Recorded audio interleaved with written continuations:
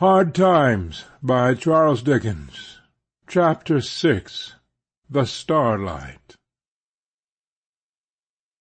The Sunday was a bright Sunday in autumn, clear and cool, when early in the morning Sissy and Rachel met to walk in the country.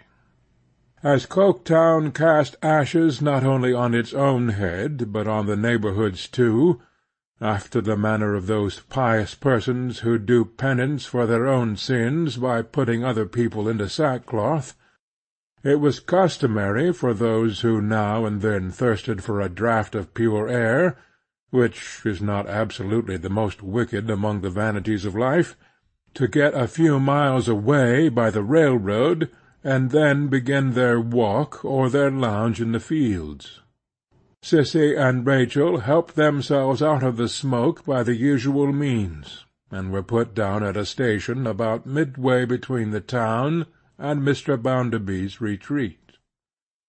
Though the green landscape was blotted here and there with heaps of coal, it was green elsewhere, and there were trees to see, and there were larks singing, though it was Sunday, and there were pleasant scents in the air, and all was overarched by a bright blue sky. In the distance one way, Coketown showed as a black mist. In another distance hills began to rise. In a third there was a faint change in the light of the horizon when it shone upon the far-off sea. Under their feet the grass was fresh. Beautiful shadows of branches flickered upon it and speckled it. Hedgerows were luxuriant. Everything was at peace. Engines at pits' mouths, and lean old horses, that had won the circle of their daily labour into the ground, were alike quiet. Wheels had ceased for a short space to turn, and the great wheel of earth seemed to revolve without the shocks and noises of another time. They walked on across the fields and down the shady lanes, sometimes getting over a fragment of fence so rotten that it dropped at the touch of the foot, sometimes passing near a wreck of bricks and beams overgrown with grass, marking the site of deserted works. They followed paths and tracks, however slight. Mounds where grass was rank and high, and where brambles, duckweed, and such-like vegetation were confusedly heaped together, they always avoided, for dismal stories were told in that country of the old pits hidden beneath such indications. The sun was high when they sat down to rest. They had seen no one, near or distant, for a long time, and the solitude remained unbroken. "It is so still here, Rachel, and the way is so untrodden, that I think we must be the first who have been here all the summer." As Sissy said it, her eyes were attracted by another of those rotten fragments of fence upon the ground. She got up to look at it. "And yet I don't know. This has not been broken very long. The wood is quite fresh where it gave way. Here are footsteps too. Oh, Rachel!" She ran back and caught her round the neck. Rachel had already started up. "What is the matter?" "I don't know. There is a hat lying in the grass." They went forward together. Rachel took it up, shaking from head to foot. She broke into a passion of tears and lamentations. Stephen Blackpool was written in his own hand on the inside. "Oh, the poor lad, the poor lad! He has been made away with. He is lying murdered here." Has the hat any blood upon it?" Sissy faltered. They were afraid to look, but they did examine it, and found no mark of violence, inside or out. It had been lying there for some days, for rain and dew had stained it, and the mark of its shape was on the grass where it had fallen. They looked fearfully about them, without moving, but could see nothing more. "Rachel, I will go on a little by myself." She had unclasped her hand, and was in the act of stepping forward, when Rachel caught her in both arms, with a scream that resounded over the wide landscape. Before them, at their very feet, was the brink of a black ragged chasm hidden by the thick grass. They sprang back and fell upon their knees, each hiding her face upon the other's neck. "Oh, my good Lord, he's down there, down there!" At first this, and her terrific screams, were all that could be got from Rachel, by any tears, by any prayers, by any representations, by any means. It was impossible to hush her, and it was deadly necessary to hold her, or she would have flung herself down the shaft. Rachel, dear Rachel, good Rachel, for the love of heaven, not these dreadful cries. Think of Stephen, think of Stephen, think of Stephen. By an earnest repetition of this entreaty, poured out in all the agony of such a moment, Sissy at last brought her to be silent, and to look at her with a tearless face of stone. Rachel, Stephen may be living. You wouldn't leave him lying maimed at the bottom of this dreadful place a moment, if you could bring help to him. No, no, no, no.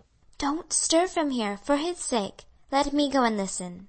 She shuddered to approach the pit, but she crept towards it on her hands and knees, and called to him as loud as she could call. She listened, but no sound replied. She called again and listened. Still no answering sound. She did this 20, 30 times. She took a little clod of earth from the broken ground where he had stumbled, and threw it in. She could not hear it fall.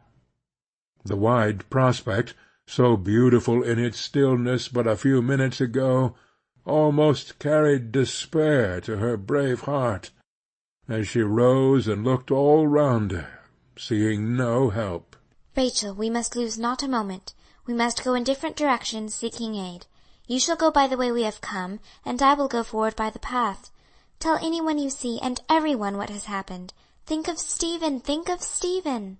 She knew by Rachel's face that she might trust her now, and after standing for a moment to see her running, wringing her hands as she ran, she turned and went upon her own search.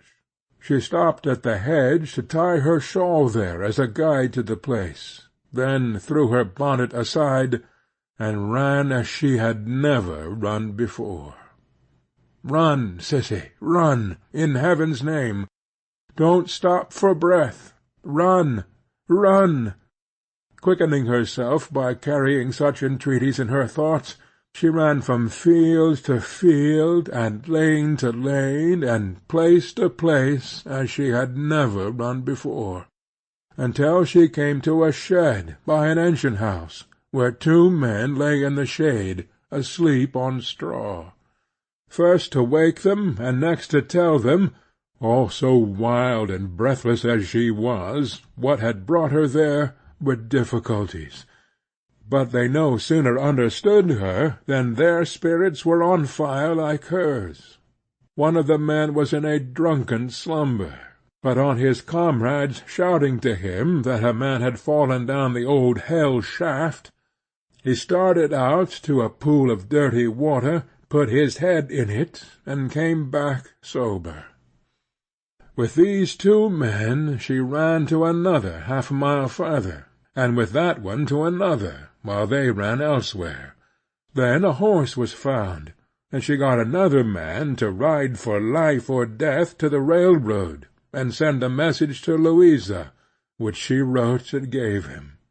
By this time a whole village was up, and windlasses, ropes, poles, candles, lanterns, all things necessary, were fast collecting and being brought into one place, to be carried to the old hell shaft.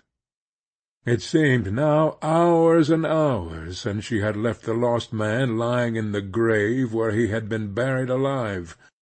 She could not bear to remain away from it any longer. It was like deserting him, and she hurried swiftly back, accompanied by a half-dozen labourers, including the drunken man whom the news had sobered, and who was the best man of all. When they came to the old hell shaft, they found it as lonely as she had left it. The men called and listened as she had done, and examined the edge of the chasm, and settled how it had happened, and then sat down to wait until the implements they wanted should come up. Every sound of insects in the air, every stirring of the leaves, every whisper among these men made Sissy tremble, for she thought it was a cry at the bottom of the pit. But the wind blew idly over it, and no sound arose to the surface, and they sat upon the grass, waiting and waiting. After they had waited some time, straggling people who had heard of the accident began to come up.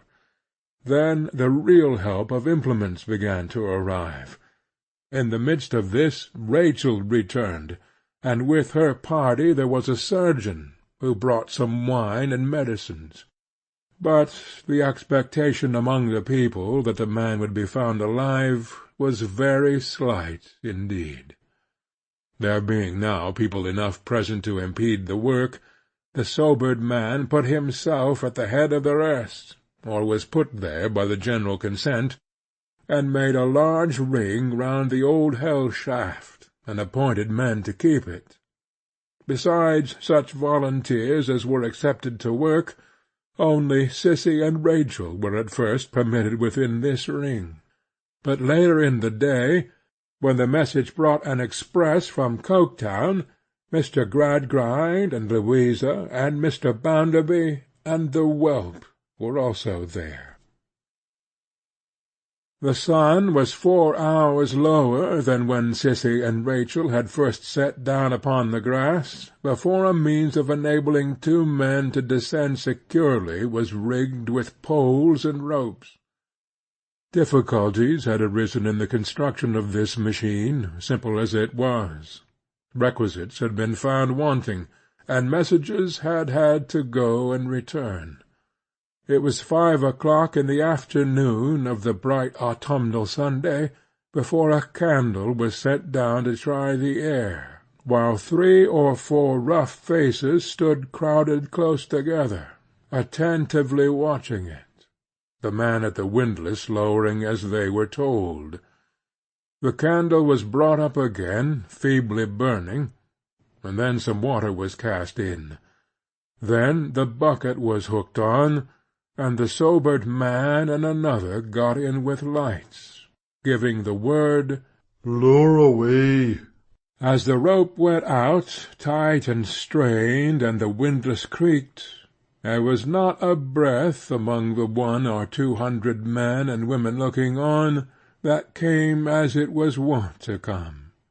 The signal was given, and the windlass stopped, with abundant rope to spare.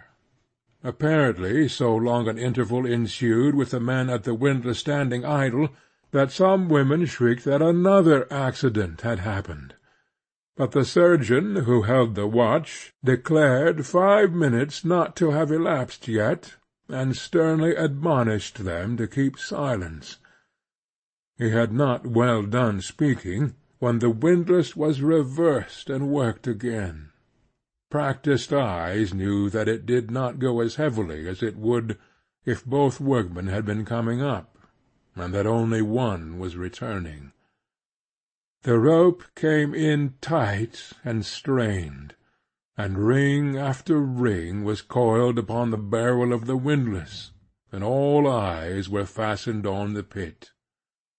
The sobered man was brought up, and leaped out briskly on the grass. There was an universal cry of "Alive or dead?" and then a deep, profound hush. When he said, "Alive," a great shout arose, and many eyes had tears in them.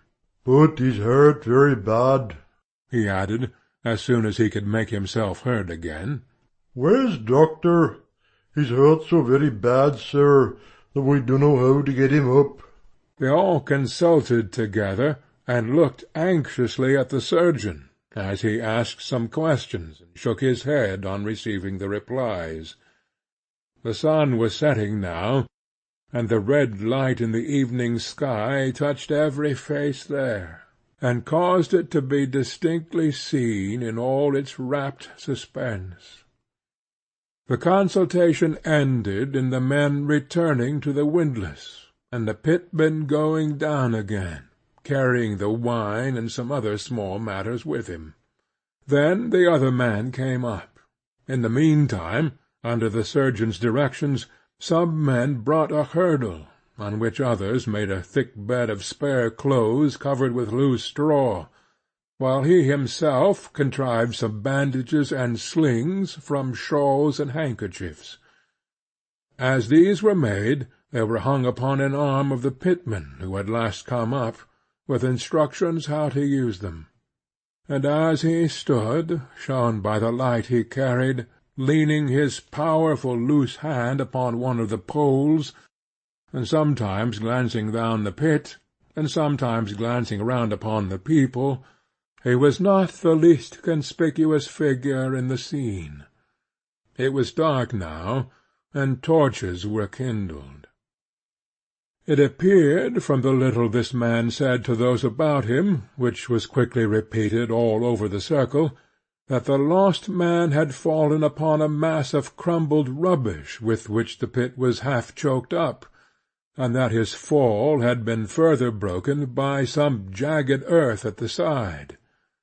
He lay upon his back with one arm doubled under him, and, according to his own belief, had hardly stirred since he fell, except that he had moved his free hand to a side pocket, in which he remembered to have some bread and meat, of which he had swallowed crumbs, and had likewise scooped up a little water in it now and then.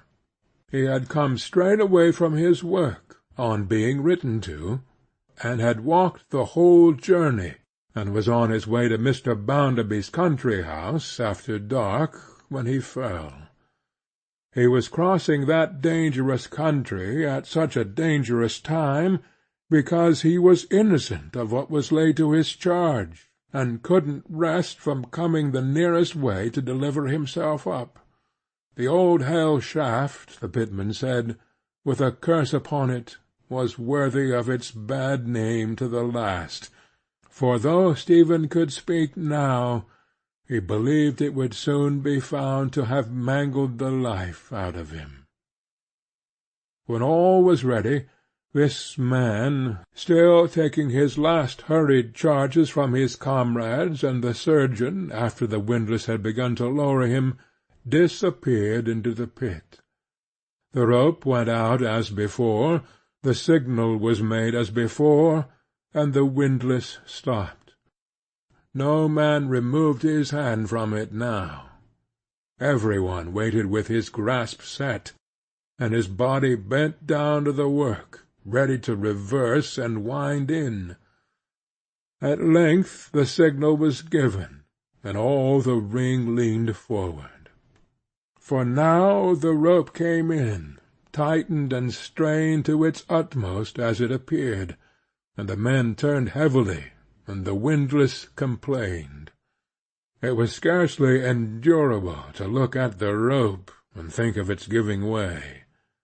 But ring after ring was coiled upon the barrel of the windlass safely, and the connecting chains appeared, and finally the bucket with the two men holding on at the sides, a sight to make the head swim and oppress the heart, and tenderly supporting between them, slung and tied within, the figure of a poor crushed human creature. A low murmur of pity went round the throng, and the women wept aloud, as this form, almost without form, was moved very slowly from its iron deliverance, and laid upon the bed of straw. At first none but the surgeon went close to it. He did what he could in its adjustment on the couch, but the best that he could do was to cover it. That gently done, he called to him Rachel and Sissy, and at that time the pale, worn, patient face was seen looking up at the sky, with the broken right hand lying barely on the outside of the covering garments, as if waiting to be taken by another hand. They gave him drink, moistened his face with water, and administered some drops of cordial and wine. Though he lay quite motionless looking up at the sky, he smiled and said, "Rachel." She stooped down on the grass at his side, and bent over him until her eyes were between his and the sky, for he could not so much as turn them to look at her. "Rachel, my dear." She took his hand.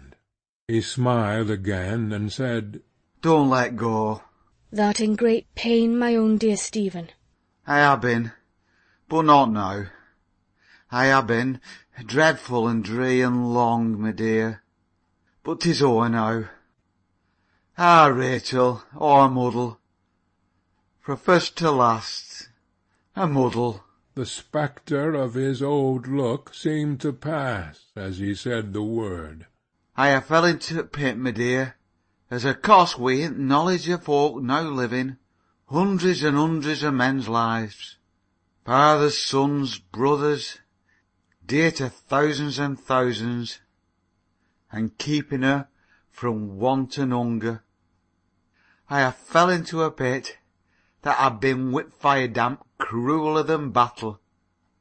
I ha' read on it in public petition, as ony mon may read, from men that work in pits, in which they are praying and praying to lawmakers, for Christ's sake not to let the work be murder to 'em, but to spare 'em for the wives and children that they loves, as well as gentlefolks loves theirs.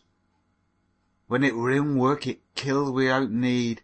When 'tis let alone, it kills without need.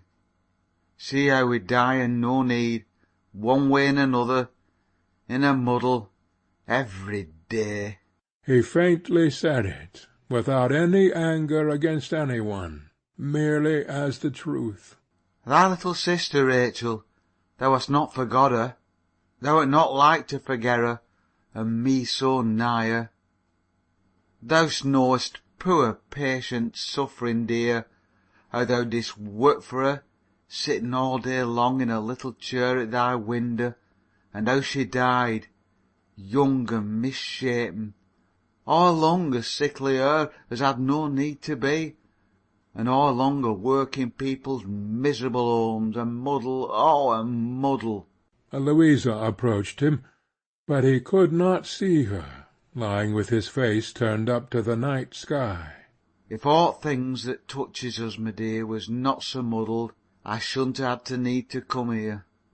If we was not in a muddle amongst ourselves, I shouldn't ha' been by my own weavers and working brothers so mistook.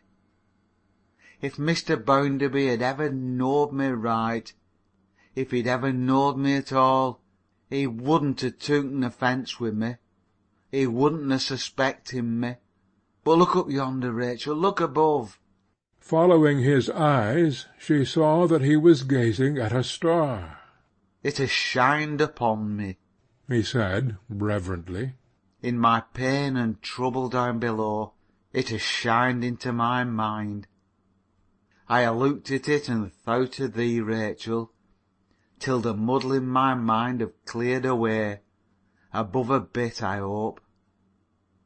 If some had been wanting in understanding me better, I too have been wanting in understanding them better. When I got thy letter, I easily believing that what the young lady said and done to me, and what her brother said and done to me, was one, and that there were a wicked plot betwixt 'em. When I fell, I were in anger wi' her, and hurrying on to be as unjust to her as others was to me. But in our judgment, like as in our doings, we mun bear and forbear. In my pain and trouble, looking up yonder, wi' it shining on me, I ha' seen more clear. and I made it my dying prayer that all the world may only come together more and get a better understanding of one another than when I were in it my own weak cell." Louisa, hearing what he said, bent over him on the opposite side to Rachel, so that he could see her. "You heard?" he said, after a few moments' silence. "I have not forgot you, lady." "Yes, Stephen, I have heard you, and your prayer is mine." "You are your father. Will you take a message to him?"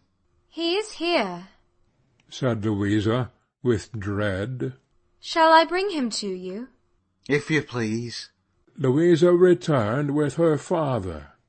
Standing hand in hand, they both looked down upon the solemn countenance. "Sir, you will clear me and make my name good with all men. This I leave to you." Mr. Gradgrind was troubled, and asked how. "Sir," was the reply, "your son will tell you how. Ask him. I make no charges. I leave none ahint me, nor a single word. I have seen and spoken with your son one night. I ask no more of you than you clear me, and I trust to you to do it." The bearers being now ready to carry him away, and the surgeon being anxious for his removal, those who had torches or lanterns prepared to go in front of the litter. Before it was raised, and while they were arranging how to go, he said to Rachel, looking upward at the star, "Often as I come to mysen and found it shining on me down there in me trouble, I thought it were the star as guided to our Saviour's home. I almost think it be the very star." They lifted him up, and he was overjoyed to find that they were about to take him in the direction whither the star seemed to him to lead. "Rachel, beloved lass, don't let go of my hand. We may walk together to-night, my dear." I will hold thy hand and keep beside thee, Stephen, all the way. "Bless thee. Will somebody be pleased to cover my face?" They carried him very gently along the fields, and down the lanes, and over the wide landscape, Rachel always holding the hand in hers. Very few whispers broke the mournful silence. It was soon a funeral procession.